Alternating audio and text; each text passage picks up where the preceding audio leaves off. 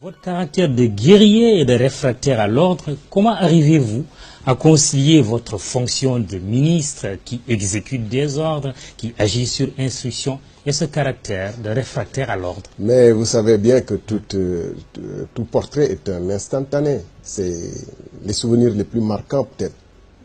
Mais on évolue au fur et à mesure. Moi, je travaille dans l'aviation. L'aviation, c'est après peut-être l'armée, le monde le plus structuré. On obéit aux instructions sans sourciller. Donc, par profession, je veux dire que vous n'avez pas à réfléchir quand vous êtes un pilote, vous n'avez pas à réfléchir quand vous êtes un technicien ou un contrôleur. Vous avez des instructions à exécuter, vous les exécutez telles que, bien sûr, avec votre compétence, votre etc. Donc, je suis formaté pour respecter des instructions et des consignes, et j'en donne moi-même. Je ne comprendrais pas que je puisse ne pas exécuter. Mais les ordres et les instructions, c'est toujours dans le cadre de règles, de principes, etc. Et c'est dans le cadre de ces principes et de ces règles que toutes les instructions, comme on dit dans l'armée aussi, on n'est pas tenu à exécuter des instructions qui sont manifestement illégales. On peut compter sur vous, sur la transparence de la gouvernance, justement, du pétrole et du gaz, dont notre pays sera bientôt producteur. Mais justement, sans cette transparence et cette bonne gestion, le deuxième volet, c'est-à-dire le malheur du pétrole dont vous parliez tout à l'heure, c'est là d'où il proviendrait.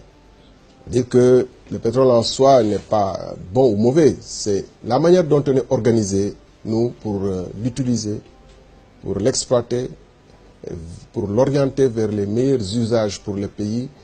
C'est de cette manière que dépend le résultat final.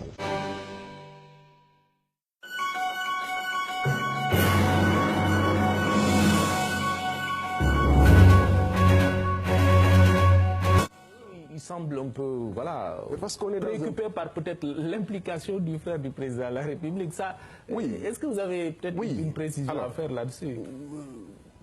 L'implication du frère du président de la République, ça semble être la clause qui remettrait en cause la validité du processus.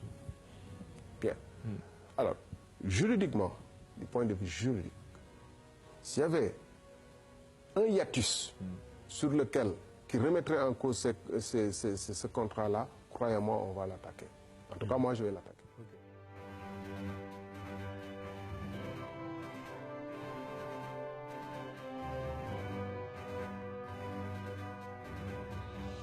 Le plus gros scandale de l'histoire du Sénégal, ce n'est point le contrat relatif aux mines de fer de la Falémé, mais bien celui des permis octroyés à Petro-Tim sur les blocs de Saint-Louis offshore profond et Kayak offshore profond. Il est à présent établi que ces contrats ont été signés entre les deux tours de la présidentielle de 2012 par les gouvernants de l'époque. C'est des contrats antidatés, il est établi. C'était 17 janvier, mais il est établi à présent que c'était un contrat signé entre les deux tours de la présidentielle. Dans une totale illégalité.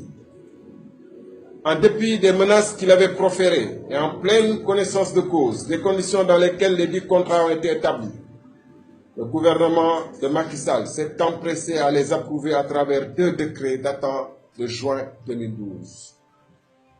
Comble d'incohérence. Au moment où il procédait à cette appropriation en signant les 2 fameux décrets, le président avait dépêché lui-même une mission de l'inspection générale d'État pour faire la lumière sur ce dossier sulfureux. Je demande, au nom de ces engagements de campagne électorale, que le rapport de l'IGE soit déclassifié. C'est le moins que l'on puisse attendre de celui qui avait révélé aux Sénégalais le rapport de l'IGE sur les chantiers de Thiès.